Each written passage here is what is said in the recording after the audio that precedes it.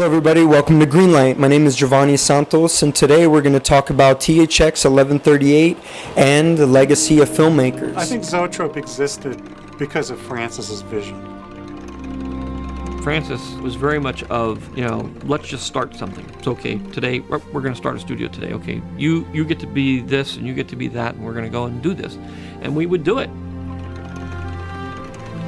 I wanted it to be La Boheme and have that kind of Jack Kerouac, beat poems, pretty girls, that bohemian life. It really broke the stronghold that Hollywood had on filmmaking. It freed up the process by which people could make movies. We saw the light in the door beginning to appear, and so we just ran, and we kicked off, we put our feet in the door, we just struggled and fought our way in. It was a wave. It was not unlike the French New Wave. This was kind of like an American New Wave. The big dream that we all kind of shared was really something really special. To tell you the truth, it was the finest thing we ever did.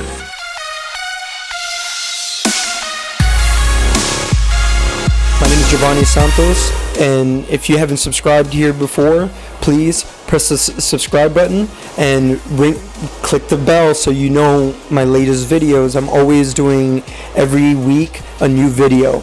Every other week there will be a DVD film discussion just like this one, so don't forget to hit the subscribe button. On DVD film discussion, we pertain what was done in the past and pertain it to what's going on now and what it could help you as an independent filmmaker.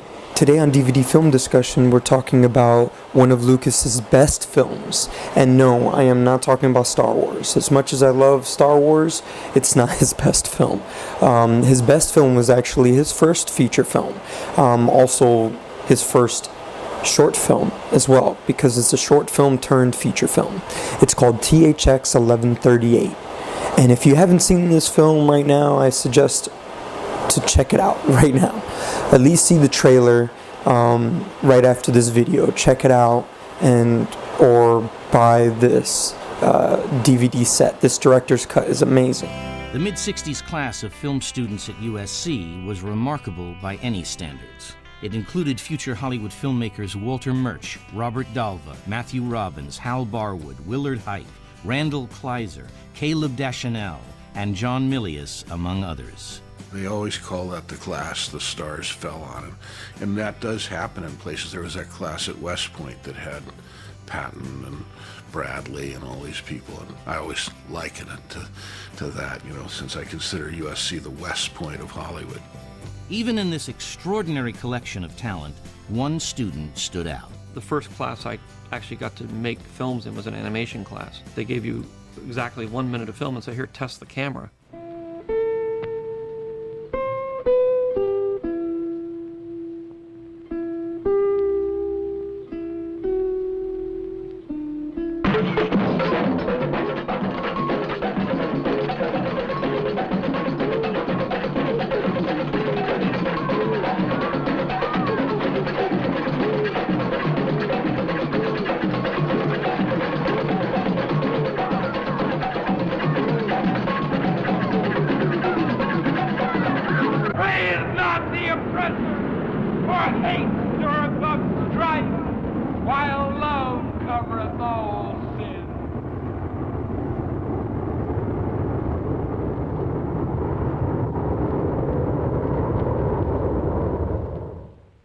George's films, right from the beginning, had a freedom and an inventiveness and a boldness to them that were astonishing. Student films in those days usually involved a bunch of people, kind of smoking dope, and then there was always a naked girl running through a graveyard. George's films always had a patina and a finish that seemed very professional. I mean, I remember one movie he did called The Emperor, which is about a radio DJ. This is KBLA 15 on the knob. As we throw it to you in super style on a cinnamon-flavored Saturday. Keep shoving that music at us, beautiful Bob. Well, if you like it, I play it for you. Emperor Hudson plays whatever you like. Everyone knew that they were in kind of a league of their own compared to what we were doing. One of Lucas's films in particular attracted the attention of another young filmmaker. I think there was a kind of UCLA-USC short film festival. And I saw a number of really good films, a lot of animation, a lot of stop motion, claymation, I guess they call it. Some interesting dramas, a few comedies. And then along came this film called THX 1138 by a director I never heard of named George Lucas. THX 113840B, this is authority. You will stop where you are. You are in violation of Mercy Op 15-16, state 667. You will stop where you are. It absolutely stopped the festival. I mean, whatever was happening that night, and you could hear a pin drop in the theater. It was like the greatest incentive from one film student to another I had ever been gifted with. I was just floored. Across town, another film student was making a name for himself at a different school. Francis Coppola was the UCLA legend, just as George was the USC legend. You know, everybody knew about Francis because Francis was the one film student, he went to UCLA, who had actually made a feature film. We all knew who Francis was. He was, once again, the young guy that got in at a time when no young guys were making it into the business. You have to put this in the context that in those days, in the 60s, no young person made a film. The first words out of Gene Peterson's mouth, he was the camera instructor. He just looked at us and he shook his head, and then he finally said, "Get out now. You can still get your money back if you drop out now." I had done the impossible. I had sort of made it in old-fashioned Hollywood. So that was a major, major event, and every film student on the planet knew about Francis. There's a lot of things in this documentary that are being discussed that is going on right now in the industry. It seems as though history tends to repeat itself, and this has happened before. Back in the time when this documentary took place, is back in the time when Francis Ford Coppola and George Lucas, Martin Scorsese, Spielberg, John Milius. There's so many directors that have come out of, and so many filmmakers that have come out of that generation. And that generation is basically the new wave, the new American wave of filmmaking. A lot of people don't look at it right now, especially new filmmakers right now. I only discuss it with other filmmakers myself, and I see some of them exercising it on a daily basis online because it had shifted. Audience tastes have changed. And it's clear in this documentary that audience tastes have changed from musicals over into more what was called like youth films back in those days. Easy Rider was the big film to have shaken up Hollywood and shown them that they're living in the past and not understanding that you don't have to put so much money behind the camera to make a great film anymore. And at that time, it took them about 40 grand, I think it was $44,000. It was about $40 to $44,000. The budget was for Easy Rider. That's not a lot back then, especially since they're shooting on film, and film's very expensive. Definitely when you want to develop the film and get a copy so you could at least edit it, let alone be able to put them together, which you would have to most likely do all yourself. Nowadays, you could do something like a $15,000 movie where you'll get quality like the movie Monsters, which is an episode we tackled on the movie Monsters, which is directed by Gareth Edwards, which I'll have a link up here. So it'll be like a little pop up or something. So if you see that, just click on that after this video, check it out, and we get into how a $15,000 movie was made. So this was back, back in the Vietnam era. So Vietnam was going on, which is nothing different of what's going on now with a lot of political parties fighting and having a lot of issues going on in our government and all that. I don't even want to get into it. Again, it's a lot of negativity. So, you know, I like to focus more on the positive and focus on your work. Focus on what you're about. You know, if that's not what you're about, then focus on that and show that. Let's see it.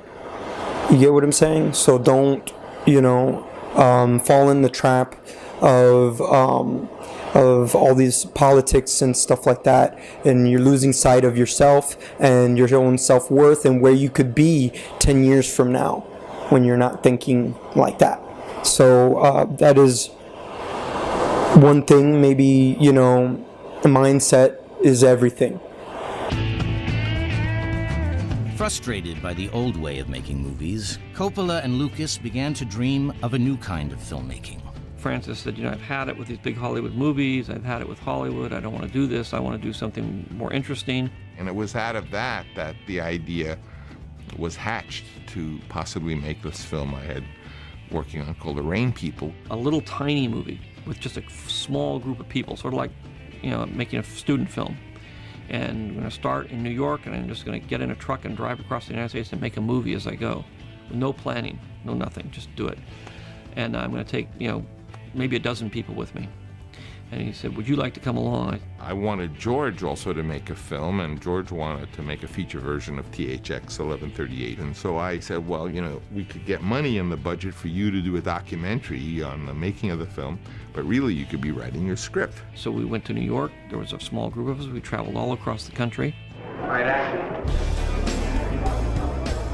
We started out in Garden City with a wedding scene, Italian wedding scene, and then we drove into Virginia, and then we drove south to Chattanooga, and we backtracked through St. Louis and out to North Platte. And we were exactly what Francis wanted to do, a small unit, moving quickly, picking our locations as we went. It was like independent filmmaking under the auspices of the studios, kind of. But it was nice because we were isolated and on our own.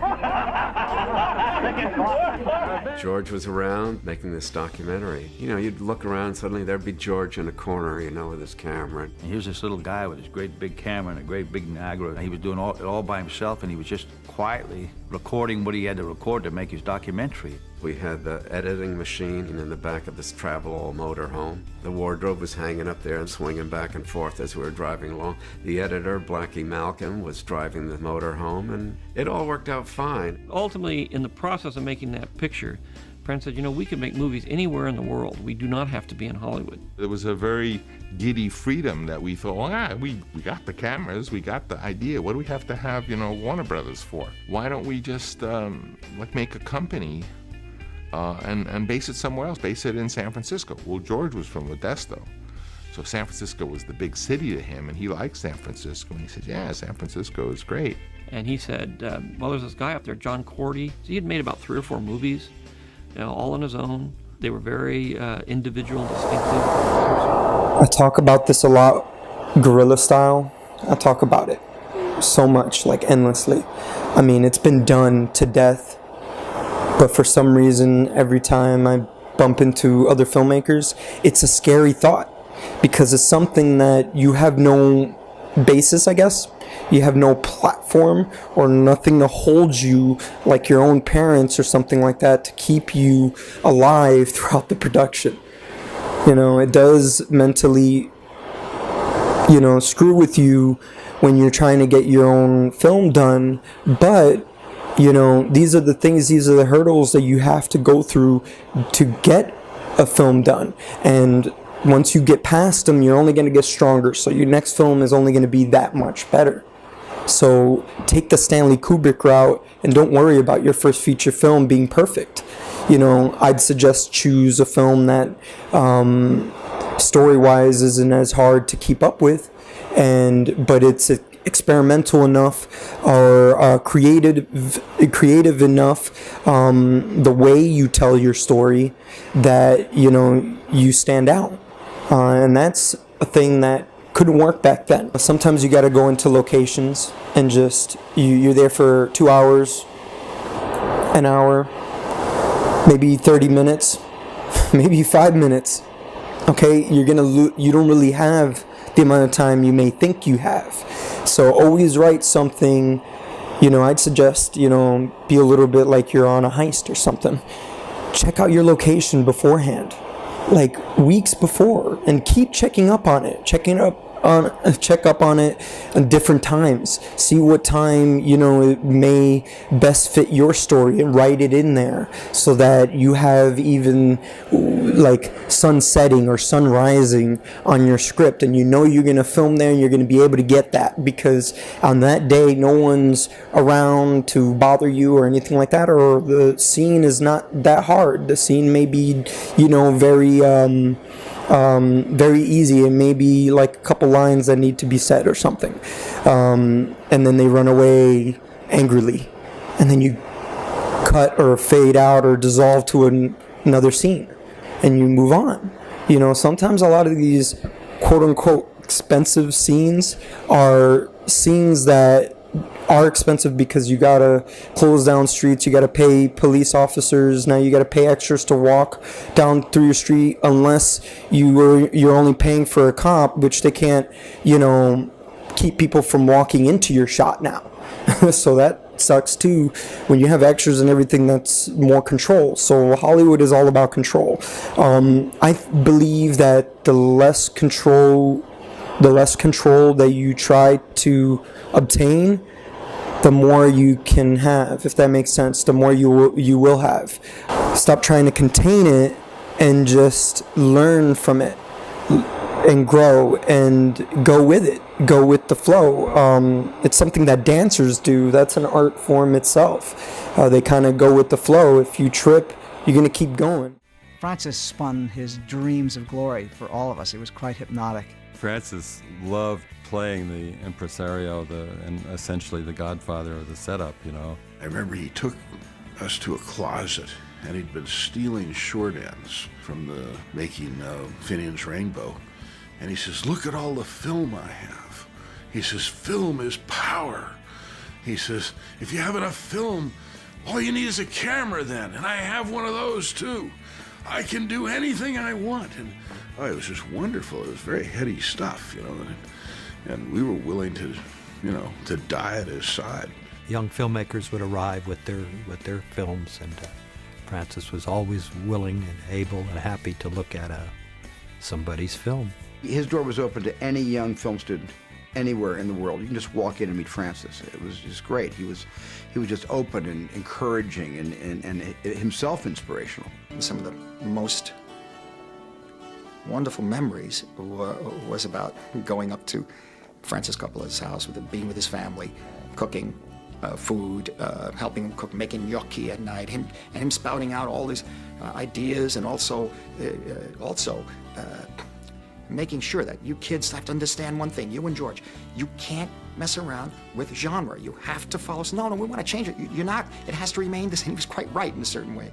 I just remember having a story meeting with Francis about our script, and he just really did a dissection of how this didn't work, and that didn't work, and that didn't work, and I was in a swirl of confusion and despair, because the idea that something didn't work, that I couldn't understand how that were possible.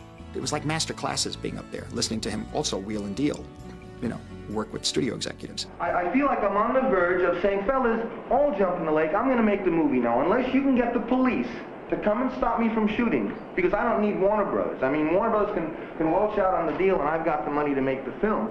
He was very tough, and he was very strong. And he said, you have to want to make a film so strongly that you would kill for it. And I knew what he meant.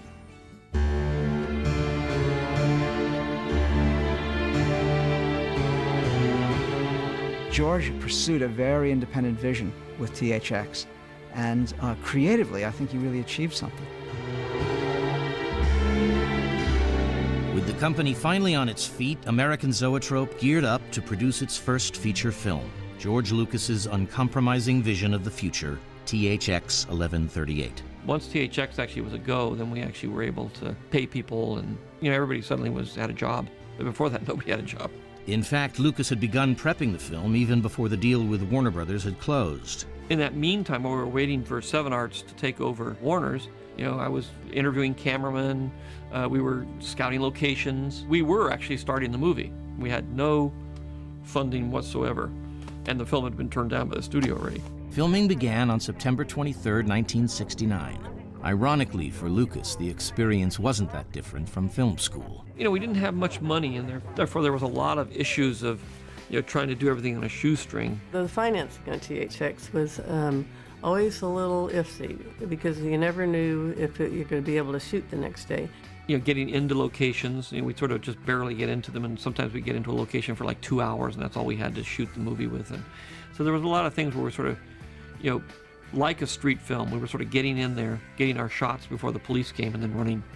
It was guerrilla style. They took opportunity of the fact that BART, the subway system, was being built. They found modern locations that were just parts of buildings. I think for George, the shooting of THX was a good experience because it modeled in many ways the kind of filmmaking we were used to. Small unit, alternate subject matter, not traditional storyline, not traditional characters. People didn't have names. It was an attempt, a noble attempt to bring that kind of a spirit to the big screen and get it into distribution. George was battling the idea of lighting. He didn't want to lose time. He wanted to get through the day. He wanted to make it work without all that nonsense. It was part of the establishment to him that you had to use lighting and makeup and go through all, you know, and have all these extra people. Despite his lack of experience, by all accounts, Lucas made a smooth transition to feature film directing. Willard Huyck would be joined by fellow USC alumni Matthew Robbins and Hal Barwood, John Milius, and Caleb Deschanel. Bob Dalva came aboard to head up the company's commercial division. From UCLA came Coppola's old friend and rival, Carroll Ballard, along with documentarian Steve Wax. It was a crazy group. You know, went from sort of ultra-radical Marxists to people that were doing TV commercials.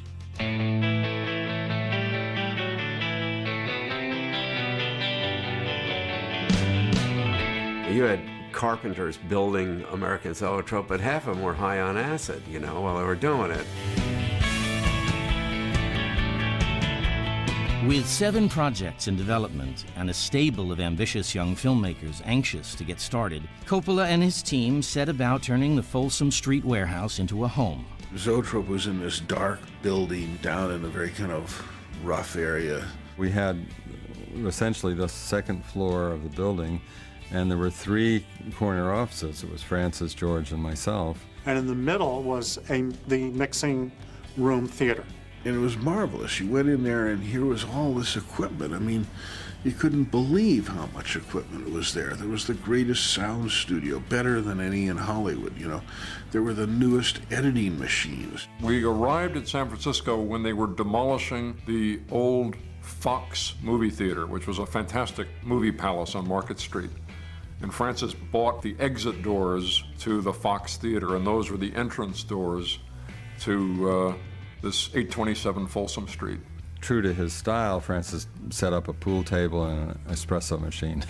I like to believe, you know, fantasize that he had the first cappuccino machine in a film company anywhere in the world. It was all very utopian kind of thing, and my wife helped decorate it. I had a lot of fun. It was that period in the 60s where lots of colors, and some of the walls had like diagonal orange and white stripes. My little boy was, you know, with the hammer. I have films of him helping us build the studio. So it was really the first facility of a group of young filmmakers in America, which later became the prototype of every commercial house and every effects house in LA and all over the world. I think more than anything, it was an extension of all of our experiences in film school. It was like a dream. It was like the film school that never existed.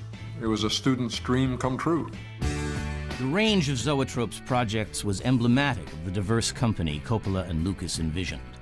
Besides THX 1138, there was Willard Huyck's comedy The Naked Gypsies, Coppola's dark and brooding The Conversation, a drama by John Corti entitled Have We Seen the Elephant?, Carroll Ballard's Vesuvia, Santa Rita, Steve Wax's study of the People's Park riots in Berkeley, and Apocalypse Now, which was, at the time, a project intended for George Lucas to direct. The closest we came to the dream was when we were doing THX and everybody was writing their scripts. Everybody was hanging out at the pool table drinking cappuccinos and waxing philosophically about the New World Order and everything. I think the greatest thing was just people just didn't censor their ideas, so we just sort of go along and do things and have a great deal of fun just sort of experimenting. What could be considered a loss back then is not necessarily considered a loss today, especially when it comes to social media and everything like that. Everything is more personable. So if you are someone with tens of thousands of followers or even thousands of followers on any platform or multiple of them, then yes, you have an audience to go and make your own film. Now it's just all technical. It's just technique from here on out. And then you got to follow your voice too. The films you watch are everything. This is a movie I've watched many times over, especially around the time, DVDs were a huge thing when it came out, and then they have had all these features, these DVD featurettes, and I know there's filmmakers out there that feel the same way. I watched this documentary, and it was the reason why I came to Los Angeles. I came to Los Angeles thinking I was going to find more filmmakers just like myself, which was a little disconcerting because you find maybe a handful, and even that's tough because we're all trying to fight to eat, not fight to let alone make a film. We're just trying to survive out here to be able to hang out and make another film or make something together. But that's just what it is. That's the struggle, but doesn't mean that you can't do it. With good planning and good work behind it. I really went strictly producer, all over Creed. So after I had written the story, I kind of took myself out of it and just tried to get everything shot. So by the time I got to editing is where I really went more on crafting to finish the story. I already knew there was going to be other shots that I would be able to go and get on my own, but that's besides the point. So with that being said, I hope you really enjoyed this, and I hope this is not too long. And please, put in the comments below, communicate with me if you like, communicate with each other, very much so. Please communicate with each other. There's a lot of us in this community. I know you guys watch Film Riot, maybe cinecom.net. Shout outs to you guys. I watch you guys all the time. Even Think Media, he's part of marketing. That's something maybe you guys should check that out. They talk about marketing as being bad, but now that you can make any kind of film you like because it's so saturated with every film, it's all about your point of view. So again, please comment below. Don't forget to hit the subscribe button and watch more videos about this. I have playlists that you can check out, that you can sift right through it and check this one out again if you like. Again, this is one of my favorite films. This is the sci-fi film to me. So please check it out. And thank you again. Have a great day.